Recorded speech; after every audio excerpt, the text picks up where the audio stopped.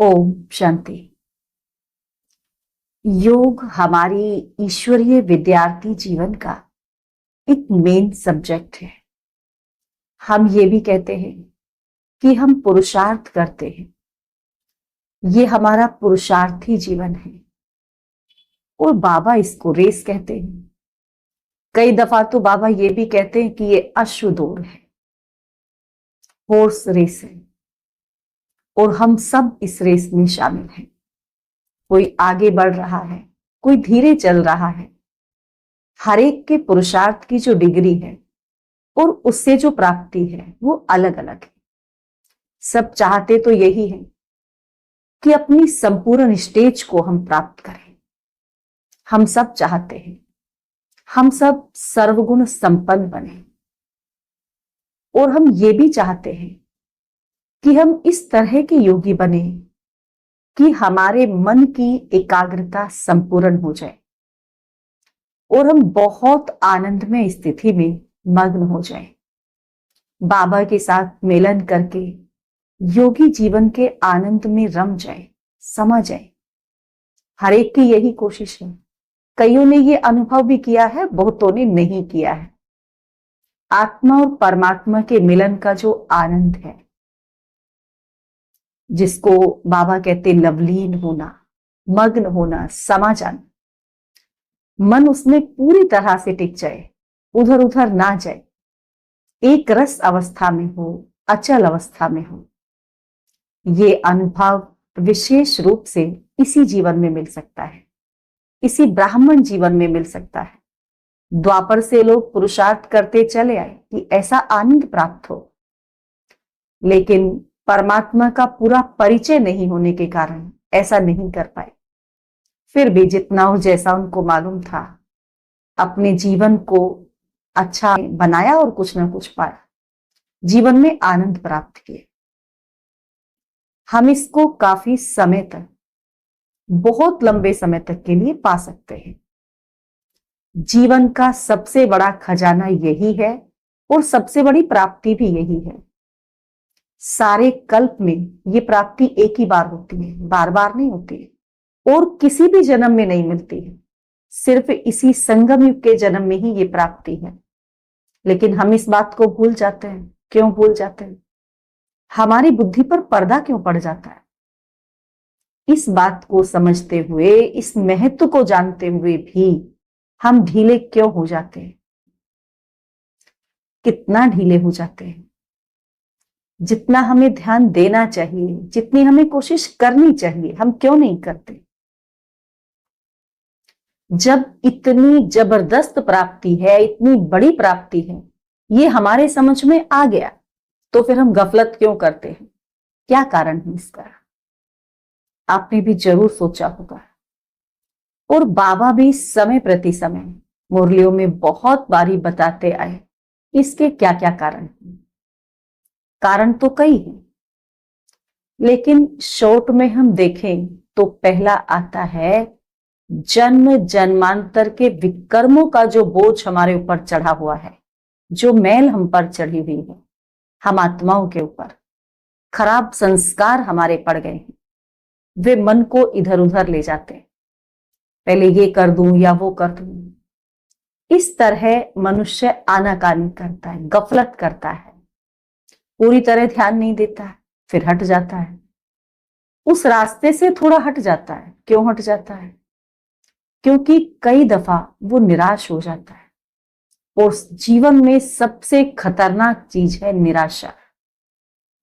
ये पुरुषार्थी जीवन में बहुत बड़ा विघ्न उत्पन्न करती है।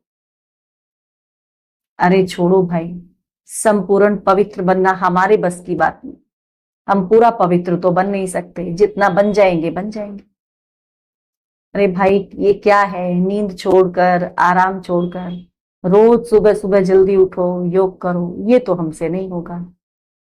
हम जैसे गृहस्थियों के लिए सहज थोड़ी है। छोड़ो इसको, क्या झंझट है। इस प्रकार मनुष्य निराश हो जाता है। बाबा ने कहा है ये ज्ञान मार्ग बहुत सहज है। बाबा भी नहीं चाहते कि हम बच्चे किसी मुश्किल में पड़े या मेहनत करें, लेकिन हमें मुश्किल लगता है। क्यों मुश्किल लगता है? क्योंकि हमें अमृत वेले आनंद नहीं आता, अनुभव नहीं होता, और होता भी है तो कभी कभी होता है और बहुत थोड़े समय के लिए होता है। मन ज्यादा समय टिकता नहीं, तो लाभ भी नहीं हुआ कुछ, नींद भी गंवाई और योग भी नहीं हुआ। तो मन क्या कहता है, अरे भाई सो आराम से, योग तो बाद में भी लग सकता है। किसने कहा 3:30 ही योग लगता है? अमृत वेला यही है क्या? पूरा संगम युग ही अमृत वेला है, कभी भी योग करो। योग तो किसी समय भी लगा सकते हैं। हम अपने आप वकील और जज बनकर अपने आप को ही समझाने लगते हैं गलत तरीके से। फिर हम समझते तो यही है कि हम अपना भला सोच रहे हैं, लेकिन गलत सोच लेते हैं। ऐसा क्यों सोच लेते हैं? क्योंकि निराशा होती है। और निराशा क्यों होती है? क्योंकि प्राप्ति होती दिख नहीं रही। जैसे कोई व्यापारी है, दिन भर मेहनत करने के बाद भी अगर उसको कुछ फायदा नहीं होगा तो वो सोचेगा इसमें क्या रखा है, चलो इस धंधे को समेटो, इसमें तो नुकसान ही नुकसान है, प्राप्ति तो हो नहीं रही है। मन में निराशा उत्पन्न होने से इंसान का उत्साह कम हो जाता है। तो निराश होना हमारी पहली हार है, और ये निराशा हमारी इच्छा शक्ति को कमजोर करती है। हम हार मान लेते हैं और कहना शुरू कर देते हैं, छोड़ो भाई, जो होगा सो होगा। हमारा पुरुषार्थ अथक होना चाहिए। जैसे हम अथक होकर सेवा करते हैं, जिसे अथक सेवाधारी कहते हैं, वैसे ही हमें अथक पुरुषार्थी भी होना चाहिए। हमें पुरुषार्थ में कभी थकना नहीं चाहिए कि भाई हम तो इतने साल से बाबा के बच्चे हैं, 20 साल हो गए, 30 साल हो गए, अब क्या करने का है। ऐसे नहीं थकना, अंत तक हमें पुरुषार्थ करना ही है। ये पुरुषार्थ तपस्या है, साधना है। इसमें हमें थोड़ी भी ढील नहीं देनी है। थोड़े भी हम ढीले होंगे, एक दिन भी अगर छोड़ दिया तो हमारा डाउनफॉल शुरू हो जाएगा। इसलिए हमें सावधान रहना है। हम कितने भी बड़े योगी हैं, कितने भी वर्ष हमने तपस्या की, भले हमारी साधना बहुत ऊंची गुणवत्ता की, लेकिन ये अभिमान, सूक्ष्म मैंपन हमें कभी नहीं आना चाहिए कि मैंने तो बहुत कर लिया, अब क्या करें, अब क्या ही जरूरत है। ऐसा सोचना ही गलत है। ये गिरावट का साधन और संकेत है। दूसरी बात यह है कि हमारे जीवन में कई आदतें हैं, कई कमियां हैं, कमजोरियां हैं, कई खराबियां होती हैं जो लगती तो बहुत मामूली सी हैं। माना लगता है कोई खास नहीं है, थोड़ा ही है, लेकिन जिस चीज को हम थोड़ी सी समझकर टालते जाते हैं, हम ये गलती कर बैठते हैं, तो बाद में हमें बहुत पछताना पड़ता है कि मुझे ऐसा नहीं करना चाहिए था। तो उसको भी ख्याल करने की आवश्यकता है। अपने जीवन से छोटी छोटी कमियों को निकाल देना है। कब छोटी कमी बड़ी बनके हमारे पुरुषार्थ को खराब कर देगी, हमें पता भी नहीं चले। तीसरा, हमें कोई भी बात कल पर टालने की आदत नहीं डालनी। आज नहीं करते, कल कर देंगे। जीवन में अच्छे काम करना कभी कल के लिए नहीं टालना चाहिए। हमारे दरवाजे पर आके भाग्य खटखटाता है, हमें जगाता है कि चलो मैं तुम्हें राजा बनाता हूं। उसको हम क्या कहेंगे?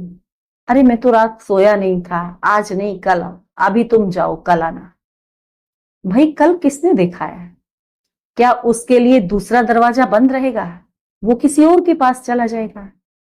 इसके लिए बाबा कहते चांस लो और चांसलर बनो। भगवान हमें चांस दे रहा है आगे बढ़ने के लिए, और हम क्या कर रहे हैं? हम दूसरों को मौका दे रहे हैं कि आप आगे जाओ। तो ऐसा हमें कभी नहीं करना है। भाग्य बनाने का समय है और भगवान ने हमें चांस दिया है, तो हमें इस चांस को जरूर लेना है और चांसलर बनना है। अच्छा, ओम शांति।